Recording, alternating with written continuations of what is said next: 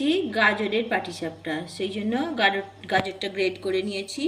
এবার কড়াতে দিয়ে দিলাম 1 চামচ ঘি।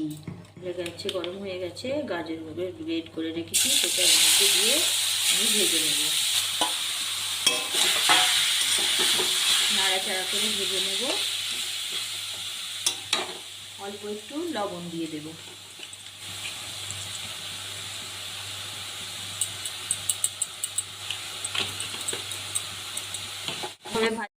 ভাজা হয়ে গেছে। এবার আমি আগে থেকে ক্ষীর বানিয়ে রেখেছিলাম, সেই ক্ষীরটা এর মধ্যে দিয়ে দেব।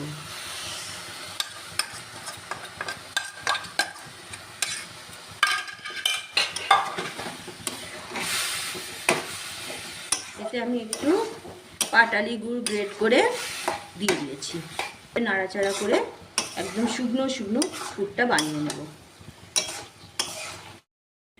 আমার পাটিসাপটার জন্য গাজরের পুরটা বানানো হয়ে গেছে।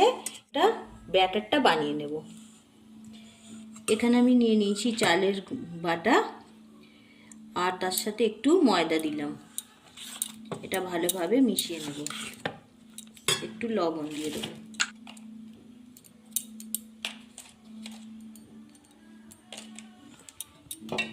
লিকুইড দুধ হালকা কুসুম গরম, এটা দিয়ে বানাবো।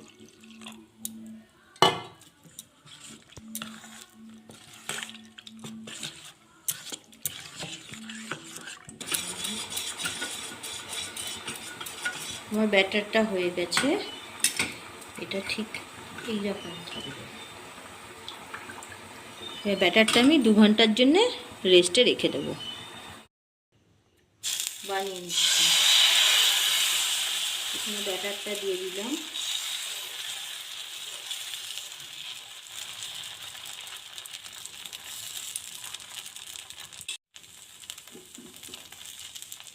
নিয়েছি, এইভাবে দিয়ে দেব।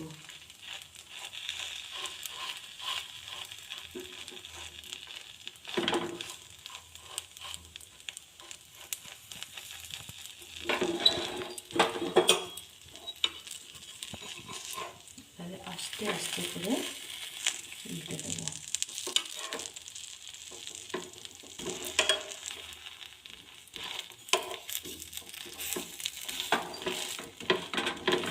গাওয়া ঘি নিয়ে নিয়েছি, এটা ঘি দিয়ে ভেজে নেব।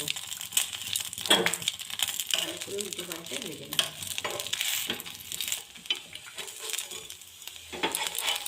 পাটিসাপটা ভাজা হয়ে গেছে। পাটিসাপটা পিঠেগুলো সব বানানো হয়ে গেছে। এবার আমি একটু রস বানিয়ে রেখেছি, একটু চিনি আর এলাচ দিয়ে রস রয়েছে, এটা এর মধ্যে ডুবিয়ে দেবো পিঠেগুলো।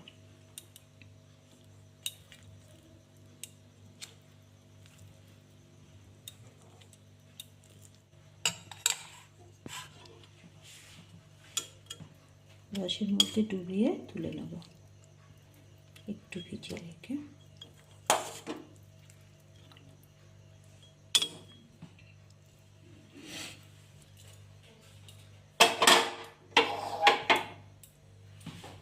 এই ছিল আজকের আমার গাজরের পাটিসাপটা পিঠা।